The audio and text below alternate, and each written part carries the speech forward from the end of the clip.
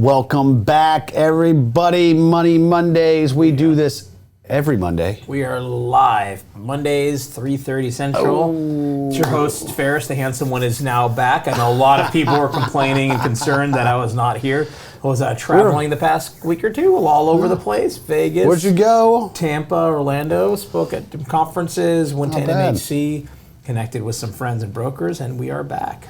Back in the saddle, ready to go. What are we talking about today, man? Talking about investing out-of-state in apartments. Oh my gosh. Something a lot of people don't really think about too often. I It's think really there's- not as hard as it seems if you're motivated to do it right. Yes, and I would say it's all about having the team, though, right? So, what I want to preface today's show about, folks, is that everybody wants to invest in their backyard, us included. We're in Houston. We love Houston. We didn't always like Houston, though, right? Houston didn't have as much rent growth back in the day.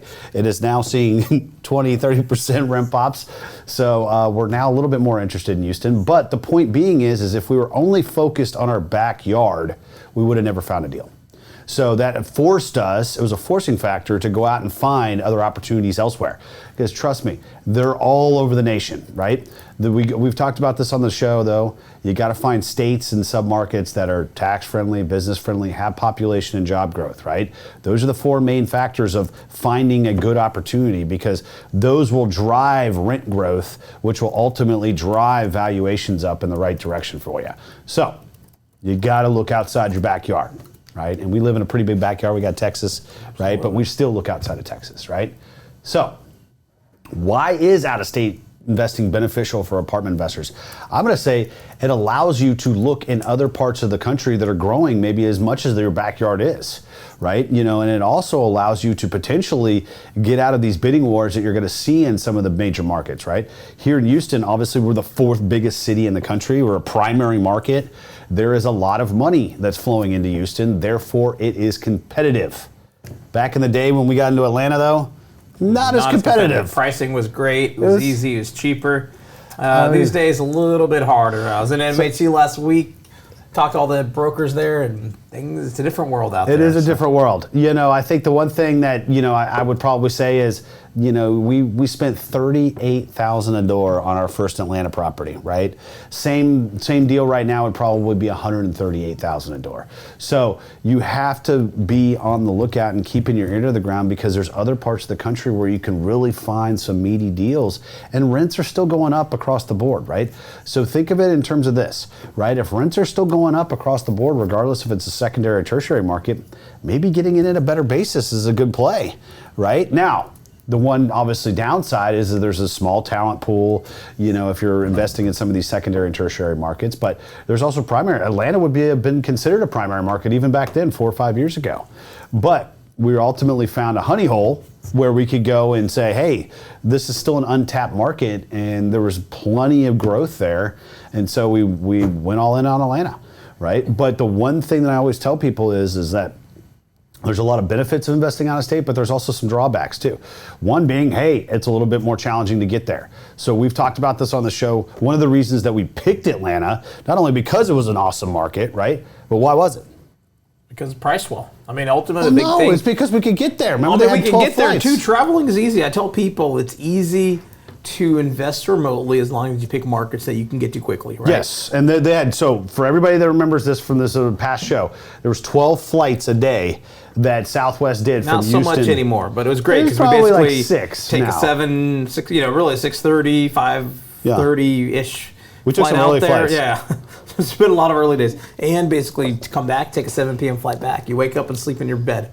Not a bad day. Yes, it's a long day, but we would go out there, we would spend the whole entire day in Atlanta, we would take the last flight back to Houston, boom, we're sleeping in our own beds, right? So point being is, always try to pick a market that you can get there easily, right? If it's going to take you a day and a half to fly there and then drive there, or drive and then fly, and then it's just this big logistical nightmare, that's going to make it more challenging for you to manage that, right? Because especially when you're buying these deals the first 6 to 12 months, you should be out there 2, 3, 4 times a month.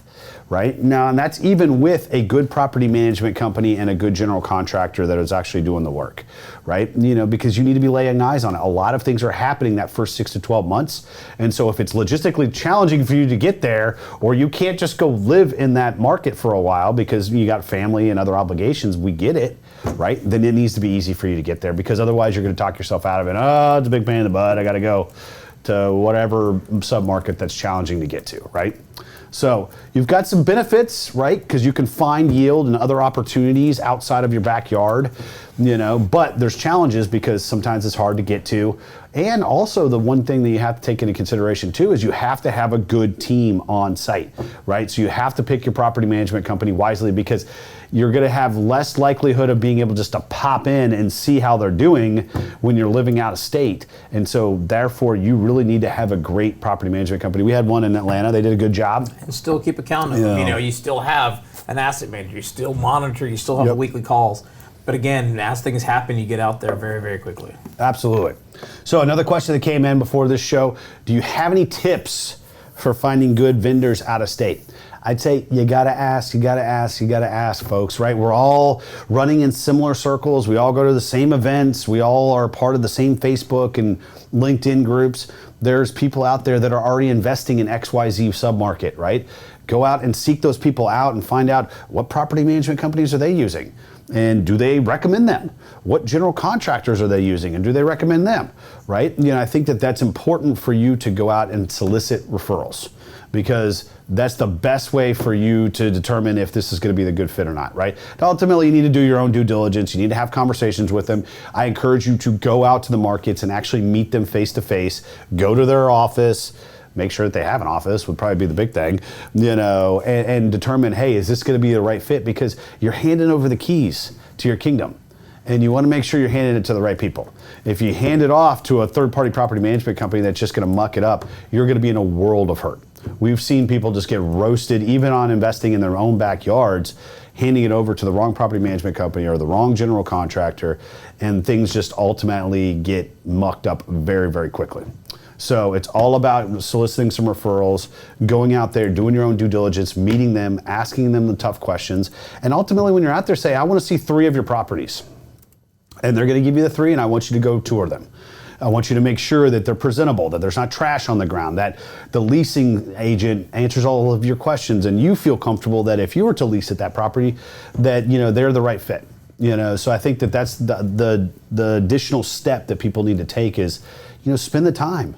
Again, you're paying them a lot of money, and they have a fair amount of autonomy on how the asset's going to be run. So you need to ultimately do your due diligence.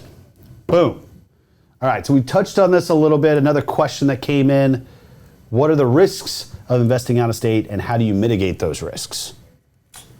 Risk is ultimately, just, what's the word I'm looking for?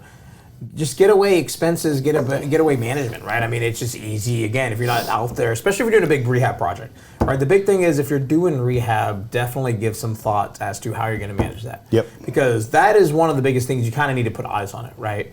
Yes, you can have your lieutenants, your management company, but you need someone to probably represent you to get out there, because I think one of the harder parts of the business is working through rehabs, right? Yep. Dealing with flaky GCs or flaky vendors, and so that can really block a deal.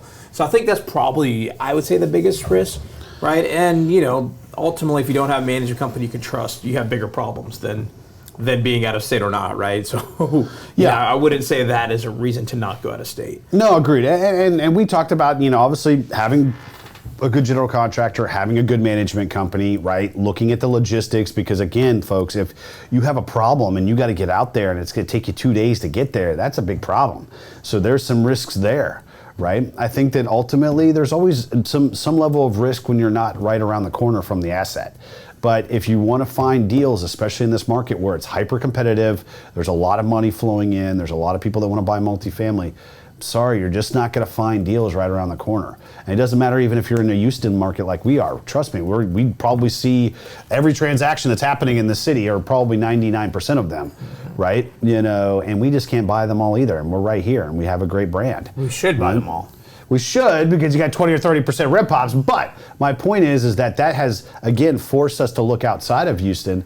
And since we had done it with, places that are outside of, even the state, we now feel comfortable going into Florida, going into the Carolinas. Going into Seattle or somewhere that's harder to get to, right? Yeah. Places that we can get to easily, hopefully, one-day trips, right? Direct flights. Absolutely. Make life easy. Absolutely. All right. Well, that's what we got, right? So at the end of the day, don't overthink it, folks. Build those relationships with the brokers, right? Start underwriting deals. Go out there and spend a couple days. Get a feel for the market, right? Is this going to be the right fit for you? Do you see growth, right? The property management companies, even the brokers, will be happy to answer some of your questions. You just don't want to waste their time. But if they see that you're real about actually getting into, say, an Atlanta market, for example, right? They're happy to answer all of your questions and kind of steer you in the right direction, because they're going to know, just being boots on the ground in that market, some of the pockets that maybe you should avoid, or maybe some of the pockets that might be gentrifying and transitioning into better areas. You need to know that. You got to drive around. So once you pick those markets, start going out there, doing your due diligence and vetting, the opportunities. And then ultimately pull the trigger, right? We're all about taking action, on the show. And I think that it's important for people not to just get caught up in, I want to invest in this in my city because this is, I can, go up there and kick the tires on the deal every single day, right? And I know people that have done that. And I'm going to tell you, you're always going to be limited to the amount of deal flow that's happening in that market at any one time. And sometimes that's going to hamper your growth quite a bit. So look outside of your market. Absolutely. Don't be shy about investing in out of state, right? So we had some Q&A come in. I'm sure maybe some folks might have had at least a couple questions, right? Maybe not. I don't know. I guess maybe everybody knows about apartment investing. I know we're having some technical difficulties, so we apologize for those that could not get their questions in. Okay. But, I guess maybe one thing to tell people, right? We kind of mentioned the markets that we're looking at are places that we want to get to easily. Yep. Maybe tell people what they are, right? People can see that, right? We're in Houston. What's nice about Houston is you can get to most of the U.S. pretty easily. Yeah. Right? Yep. But we like the Southeast. So you see we have kind of our Orlando, our Tampa, North Carolina type of markets, right? Those are all things that we can get to, one day. Atlanta North Carolina just happens to be another 15 minutes of flying after Atlanta, right? And same thing. Orlando, Tampa are very similar time distance-wise to Atlanta. And so really picking markets like that, right? But ultimately find markets that have what you can hit return-wise. No, I mean... That's the most. It's not saying I wouldn't do a Seattle, right? Seattle is both far and expensive. Yes. So it's got two things against it. Now, I would do a market that is far if it was very, very... lucrative, right? Yes. But, I tell people, pick a market that's going to help you perform, right? Yeah, be smart about it, folks. Right? I mean, we happen to be in the middle of the country, so we do have the luxury of logistically being kind of very centered in the United States, so we can just as easily go to the West Coast as we can the East Coast. But, we have a lot of West Coast friends, and guess where they want to invest in? They want to invest in Phoenix and Tucson and Utah and Boise and all those markets, because guess what? They're easy to get to from California, right? Whereas we see a lot of people from New York, they want to invest along the eastern seaboard down to Florida. Again, it's easy for them to get to. So just be smart about it. Right now, if there might be a lucrative play, like Ferris had said, that's kind of off the beaten path, as long as it's lucrative enough, we'll do it. No shame. There's no shame, right? Again, it boils down to having the right boots on the ground team. So as long as you have your good property management company, you have a good GC that can ultimately take care of you and perform on what you're asking them to do, don't be shy about it, right? So we had some additional questions come in. How do you build relationships with sponsors, right? It's important for people, to make that connection, even if you're going to be purely passive. And I've talked about this on past shows, right? You got to get out from beneath or from behind your keyboard.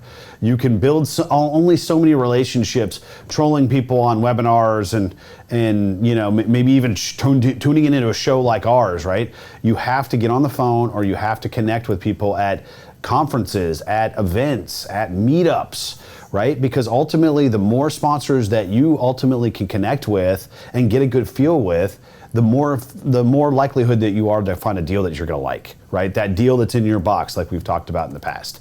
So it's all about getting out from, behind the keyboard, folks. Go out to events, make those phone calls, make those connections, and pass your business cards out, right? We always get passive investor business cards, and it literally says passive investor on it. I love it. You know, they know what they want to do. They know what where they want to be within this whole business, and they're out there trying to, you know, make sure that they're on everybody's list so they can look through all the deals that are coming in and make sure that, hey, this is going to be the one that I like to invest in. So that's one thing that I would suggest. Another question that came in: what was the biggest challenge you faced on your first out-of-state multifamily acquisition? I'd say, what challenges did we not face? Lender made that deal. I would say that was probably the biggest challenge. Yeah. Is we had a very, very, I'd say, lender that wasn't very sponsor-friendly, wasn't very business-friendly, wasn't very professional. I'm not going to name their name, but if for anybody that wants to know, they can reach out to us personally. I'll let you know who it is. But they did not make the deal easy. And this was a deal that had a lot of rehab. I think we've even gone over a case study on this deal, or I've done one. Case studies. Yeah, a few case studies on this one. It was called Woods of Decatur. And there was down units, there was crime, there was $1 million in rehab that we had to do on a 99 unit property. There was a lot of things that had to happen. And ultimately, the lender made it challenging every single step of the way. They did not approve our draws. They did not fund us quickly. They were not helpful with questions. They would renege on things that they had agreed to. It was just a bad situation, right? You know, so I would say that was probably the biggest challenge. Absolutely. You know, No for that first acquisition. We had a good property management company, one that we've used to this day in Atlanta. And again, if you want suggestions, you can come reach out to us directly. I'll put you in contact with them. They were able to kind of make their way through it. Another challenge. Remember this? I won't mention this guy's name but remember we had a pretty big challenge with the general contractor out there. Say that. Yeah. You know, oh my gosh, this guy had every excuse in the book. Everything happened. You know, and then, you know, we came out, we had dinner with him, he took us to a steakhouse, we thought that we had cleared the air and got right back on track, and within a week, the guy started becoming flaky again. It was the most bizarre thing that I'd ever seen. Now, luckily, we have some good relationships with some guys You here. should have ordered the tomahawk. Apparently, I should have gotten a little bit better of a steak. So, you know, again, folks, you know, the general contractor, you know, and he set us back months. You know, and ultimately, you know, there was probably money that was not well spent that we had given to him, you know, but at the end of the day, you know, we were able to pull it out, and we slotted in another general contractor, the guy that we still use to this day, that's a great guy here in Texas and was wanting to expand even his business outside of Texas, and did a great job, got it across the finish line, right? So it's so important to have those three relationships locked in, right? Your lender, your property management company, and your general contractor. If you've got those three people and they're all wanting to see you succeed, then you'll be all right, you know. But we had a ton of challenges on that deal, and ultimately it was successful. I think within 18 months, we were able to produce a 60% total return.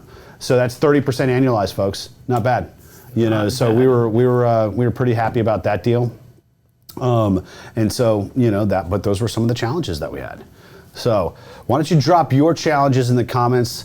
Let everybody learn from some other people's mistakes, right? We talk about our challenges and our mistakes all the time. I think that's the only way that people can learn, right? We want this show to be interactive. So drop your comments on some of the stuff that you've seen or you've been in, you know, that you've had to kind of overcome, and how did you overcome it, right? So moving along, oh my gosh. We've got another meetup. We got our meetup coming up. Man, that's been Thursday. Quick. Woo! All right. DisruptEquity.com/HTX meetup. Check us out February 3rd, 7 p.m. at Pitch 25 Beer Park. There's going to be open networking. We typically get 150 to 200 people there. I would say it's now the largest meetup. Oh, it's been the largest meetup. You know, and we've got a lot of great partners on it. Invested agents, Sandmore Investments are partnering with us, and they got a lot of great people that come out for them too. And it's just a great event, folks. So open networking, get out from behind your keyboard and make some connections. This is a new year. It's a new you. You can do it, right? So check it out. DisruptEquity.com/HTX. I